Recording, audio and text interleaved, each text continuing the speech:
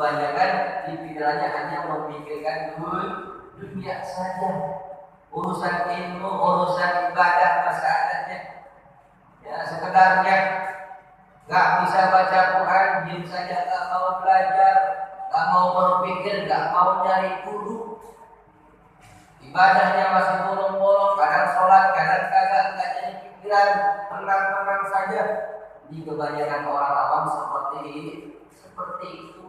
Kira nggak punya itu pusing, cari solusi minum sini, ya. Kesana sini utang, sana utang sini. Urusan dunia repot toh. Urusan ilmu tenang-tenang saja, urusan ibadahnya tenang-tenang saja. Ini na'udzubillah, semua na'udzubillah ini. Wa'lam anna ma siwahuma minal umuri batilun la khaira fihi. Kata Imam Al-Ghazali, selain ilmu, selain ibadah, daripada urusan yang lainnya semuanya adalah batil. Semuanya tidak ada manfaat. Ya. Urusan yang lainnya tidak akan lebih manfaat daripada ilmu. Kadang-kadang kita mementingkan kepentingan yang lain selain kepentingan ilmu.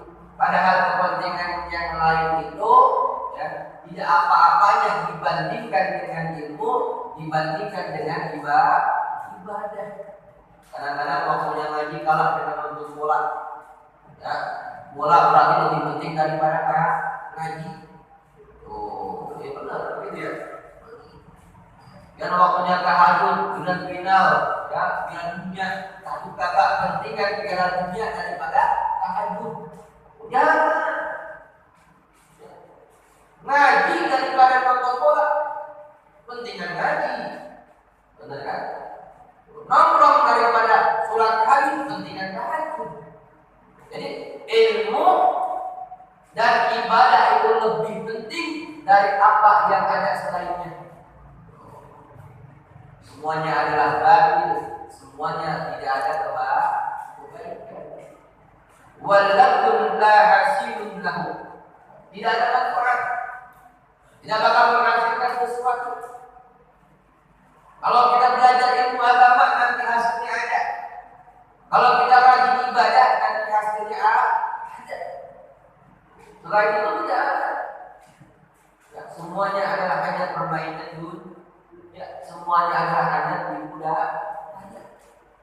Tapi kalau ilmu dan ibadah sudah jelas ada hasilnya, ada manfaatnya, baik untuk kehidupan di dunia ataupun kehidupan di akhirat. Di dunia bakal senang, di dunia bakal sukses, di akhirat bakal masuk bersama Rasulullah ke dalam surga Allah Subhanahu wa Ta'ala. Kenapa? Karena ilmu dan ibadah di atas segala-galanya. Pokoknya ilmu ibadah letakkan di paling atas, yang lain nomor sekian. Jadi gabungkan. Jadi kalau waktunya ngaji ya ngaji, waktunya tahajud ya tahajud. Ya, maka ada tontonan TV. Ya, walaupun ada tontonan yang menarik televisi, waktunya datang isya ya sholat isya tinggal di TV. Jangan ditanggung. Waktunya manis malam Senin, ya, walaupun ada acara menteri ya TV bersih tinggal di TV. Datang lagi di malam Senin. Jadi ilmu dan ibadah diusahakan ada di tingkatan paling atas. Faidah alimka dzalika fa'lam anna al-ilma asrafud jawhari wa afdaluhuma. Kemudian apabila kau mengetahui bahwasanya ibadah itu, ketahuilah bahwasanya ilmu lebih utama dari ibadah. Ilmu lebih utama daripada ibadah. Ilmu dan ibadah diibaratkan dua permata. Tetapi kalau dibandingkan antara ilmu dan ibadah, mana yang lebih utama? Yang lebih utama adalah ilmu, kemudian ibadah. Jadi kita dahulukan ilmu sebelum ibadah. Belajar dulu ya, bagaimana cara yang baik, bagaimana cara sholat yang baik, ya, baru kita wudhu, baru kita sholat. Jadi kedudukannya lebih utama ilmu daripada ibadah. Ma'asyiral hadirin jamaah yang dirahmati Allah Subhanahu wa taala. Sebagaimana baginda Rasul Muhammad sallallahu alaihi wasallam beliau bersabda, "Inna fadlal 'alimi 'alal 'abidi ka fadli 'ala adna rajulin min ummati." Ini keutamaan ilmu daripada ibadah.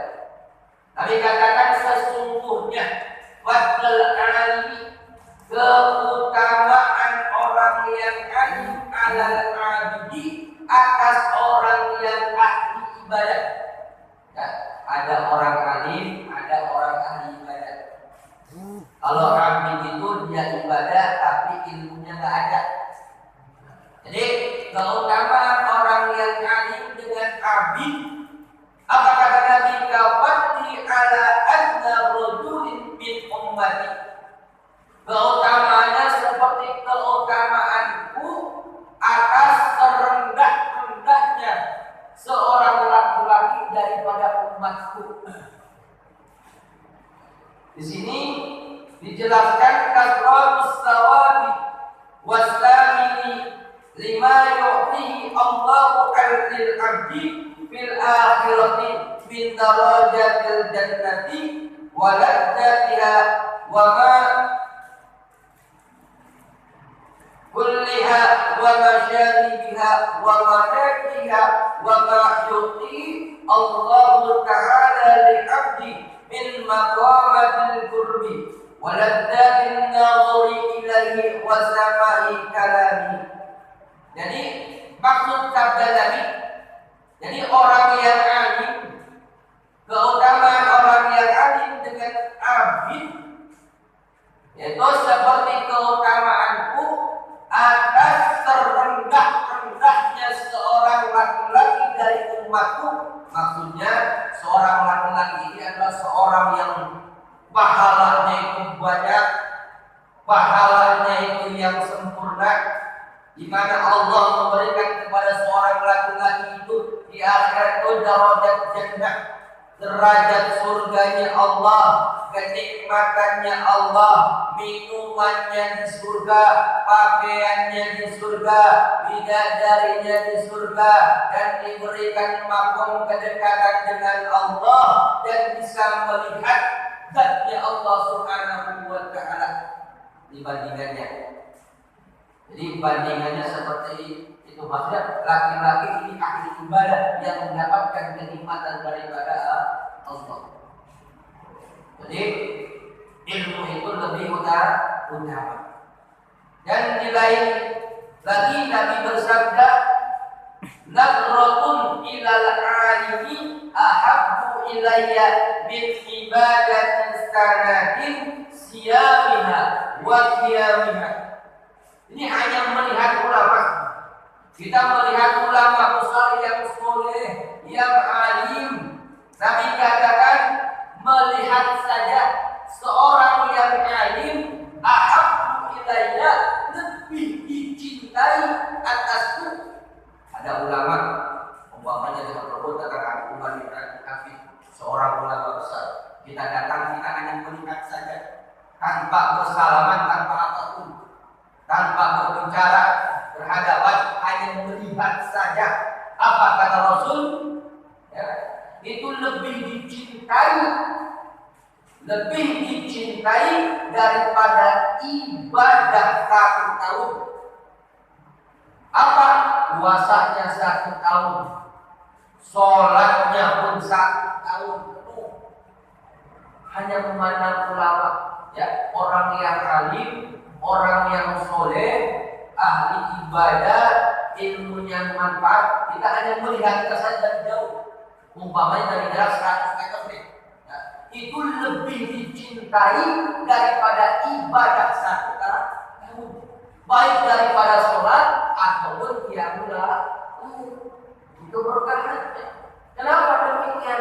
Karena pandangan orang yang alim itu adalah pandangan bersifat, ini orang yang alim begitu.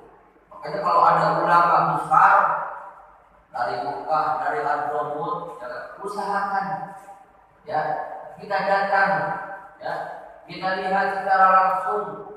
Tuh, kita lihat secara langsung, kita datang melihat wajahnya. Ini jadi pahala berkah. Itu lebih dicintai kepadaku daripada ibadah satu tahun. Ini karena keutamaan ilmu, keutamaan orang yang alim. Bisa jadi berkah karena dia sering ketemu ulama besar, orang yang soleh, orang yang alim, ya, hatinya bersih. Kalau kata peribahasa, mohon maaf, IQ-nya, otaknya kurang bagus, cerdas, kan? Gak pintar, tebel. Mana dia begini? Karena dia taat kepada guru, sering bicara kepada orang yang alim. Ketika dia ngaji depan gurunya, ya Allah, ya lambat. Yang lain mah sudah